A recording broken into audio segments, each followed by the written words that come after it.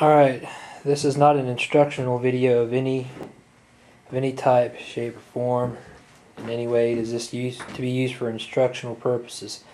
I'm just doing this video for a fellow forum member who wanted me to try to keep tabs on the progress of my Unlimited Engineering tank exchange. As you can see, I've already got the tire out and everything.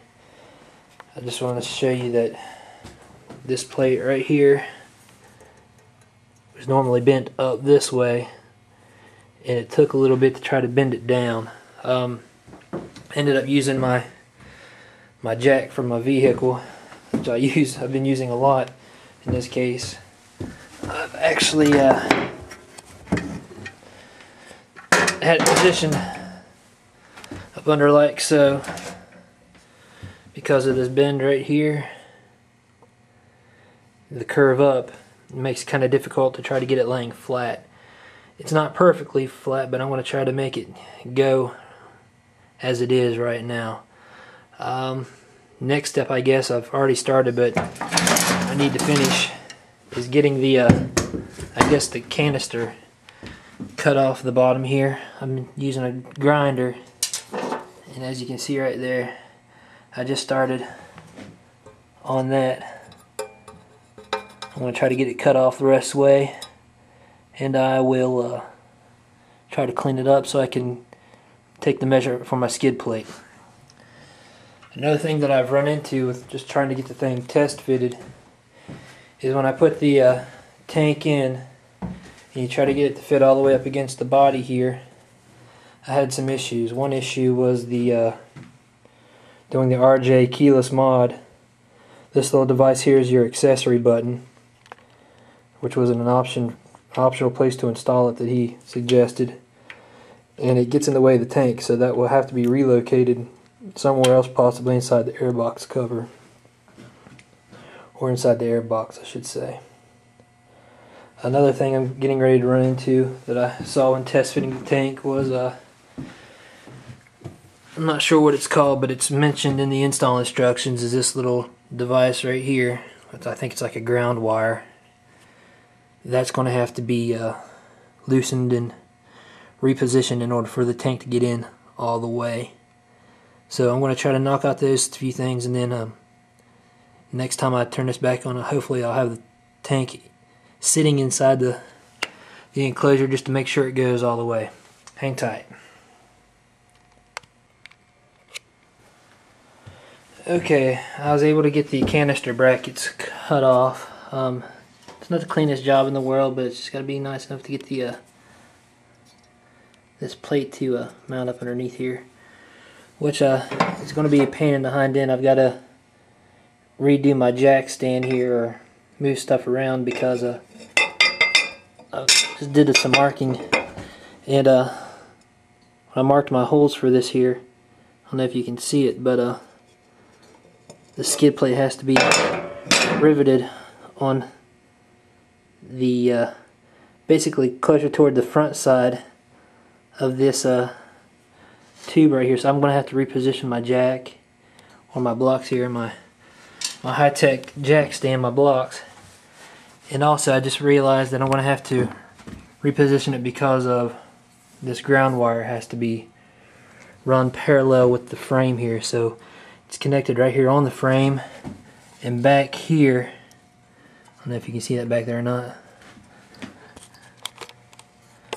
right back here on the bottom of the engine block. So I'll have to take that off and reroute it over to this side from here, probably to one of these bolts back through here. So again, here we go. Alright, that skid plate was a little bit of a pain in the hind end. Let me see if I can get around here and show you. We had to rivet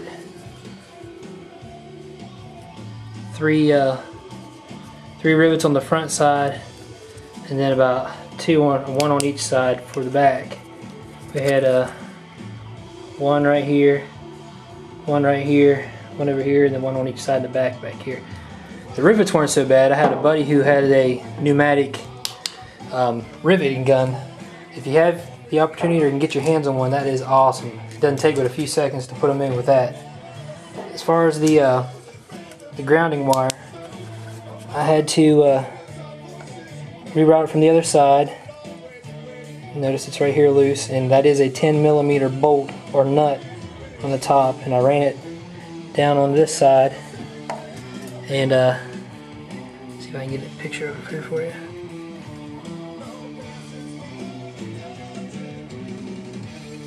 And tied it right back here with this 5mm Allen tip. That wasn't so bad, but skid plate was a monster. It took me quite a while to get, and now I'm just getting ready to test fit the tank and grind the frame down where it needs to be ground down. Something else that I forgot to mention was the these little connectors right down here. If you're looking at the back, you got two little connectors that just push up.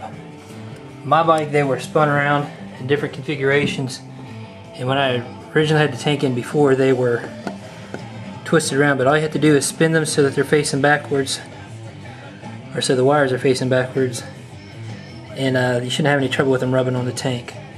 Also, I had to pull this little wiring harness right here. See if I can get it in here. This one right here with my finger. I had to pull it over closer to the frame so the tank would go in. But other than that, I think I'm getting ready to go ahead and do one more test fit and start marking it for grinding. Alright, did some grinding here. Just had some rough spots where it looks like the tank might eventually grow into. They said it will expand some, but I don't know how much. So, like right over here, just on the rough edges, tried to knock them down.